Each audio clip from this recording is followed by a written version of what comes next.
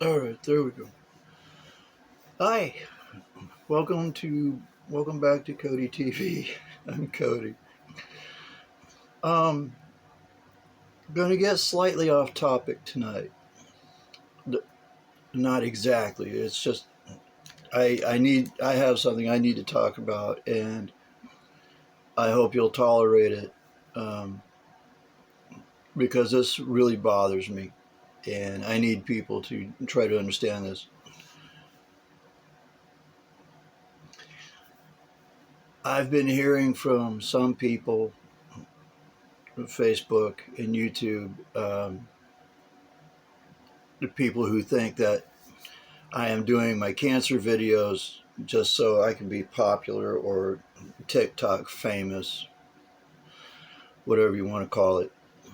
The truth is, I am not doing this to be popular. I am not doing this to be famous. I have never done anything to be famous in my whole life, and I have no problem with that. I'm not trying to be popular. These cancer videos are for that reason. They are cancer videos, and the reason excuse me, the reason I'm doing this is because I'm trying to help. I'm trying to help people with these. Whether whether some haters believe that or not, I really don't care. But you can think whatever you want on your own time. That's fine. That's great. God bless. But when you decide to come out and attack me because you think I'm being a fake and trying to do videos that might actually help somebody, and you think I'm being a fake, look, man, I can't tell you what to think. I can't tell you what to think. But I'm a cancer patient. I'm trying to reach out to other cancer patients. I'm trying to help them. Anybody who's new to this, please, God, believe me, they need all through 11 chemo treatments, and I still feel like I need all the help I can get. And that's not being pathetic. That's being realistic. That is not being pathetic at all. There is nothing pathetic about asking for help. There's nothing bad about it. There's nothing sad about it. It's real, and it's like trying to raise a child. That nobody can raise a child on their own. I mean, I'm sure somebody could if they've got a really good financial situation. I'm sure they could do that. Okay, that's great. But to raise a child successfully, it takes a village.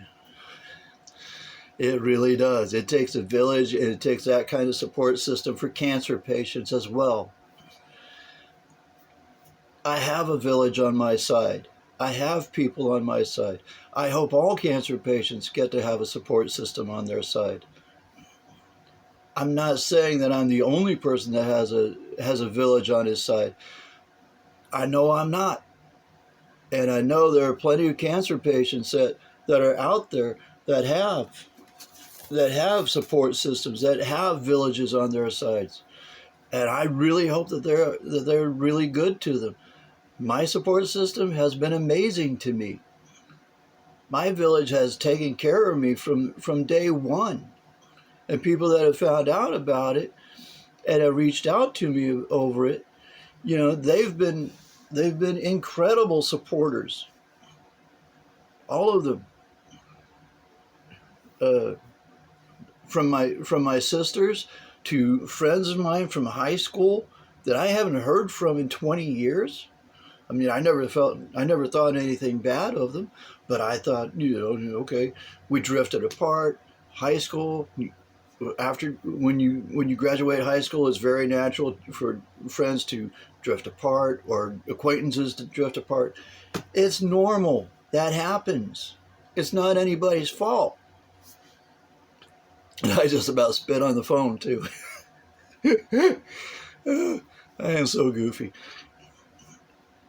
But life happens, you know. Life happens. The same as cancer happens. Nobody has any reason why. It happens. You can't blame anybody for it. That's not fair. Blaming somebody for cancer is not fair. You have no right to do that. You have to accept what it is for what it is. Whether anybody's could have been responsible or not, which I do not believe. Like I said, the only thing I blame is family medical history. That's it. That's all I blame. Family medical history, because that's the only thing that makes any sense.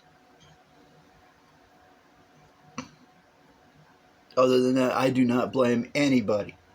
I couldn't blame anybody. How could I? That would be so stupid. I'm sorry. But this subject has touched a nerve, okay? I am not being a fake. Let me show you something, okay? Let me show you. Take my glasses off. Cancer patients cannot be fake. Cannot be fake if they have, let me see, they have one of these. You know what this is? Do you know what this is? This is a chemo port, man. You don't get these things because you think it looks attractive. I don't. You get it because you're a cancer patient. And do you see this up here? Let me see. Oh, yeah, okay. I can see it on the phone. See this up here? This is connected to this. The port is accessible for infusion straight through here. Through here, they can draw blood. They can draw whatever they want through here before they start the infusion. This is a great sign that somebody is a cancer support. Don't you ever frickin' doubt that. You think I want this thing? I don't. I have it because it's supposed to help. Get me? This goes, let's see, how does it go? Right, okay. If you see this, if you can see this part too, this leads up through here, goes underneath both my clavicles, all right? And it drops straight down into my heart. You following this? And for now, I've got to keep this thing. I don't want it. But if it means I'm going to live, and how they're going to do the chemo treatments, I have to have it. Call me a fake.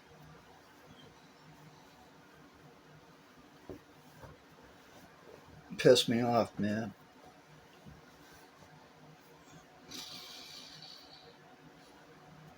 You can't call somebody a fake when they've got something like that in their body and they're stuck with it for God knows how long. I don't know how long I'm going to be stuck with it. Oh, excuse me. Just had dinner.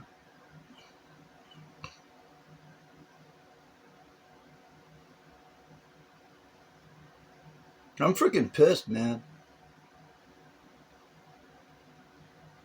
Call a cancer patient a fake. Nobody would ever. I mean, there are some pretty shady people that would do it, that would pretend to have cancer or pretend to have an illness or something. I know there are people like that in the world. Okay, fine, whatever. If that's what they want to do, if they want to go to the lowest circles of hell, okay, fine, they can do that. That's their choice. This was not a choice. My having cancer is not a choice. I was making money, man. I had a job. I was making money. I had money in the bank. I was doing good. The place where I worked was not good. The place was a dumpster, man. It was a middle school.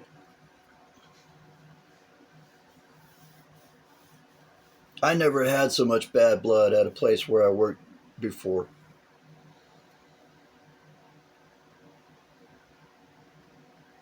Then cancer comes along, and guess what happens? It takes everything away.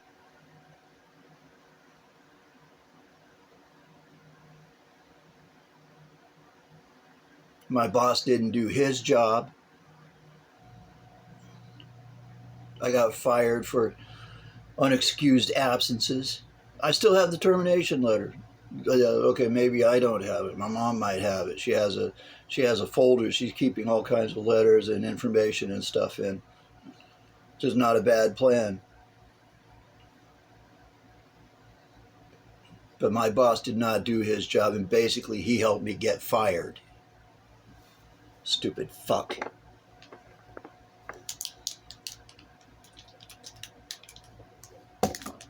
I would really like to see him in a dark alley sometime.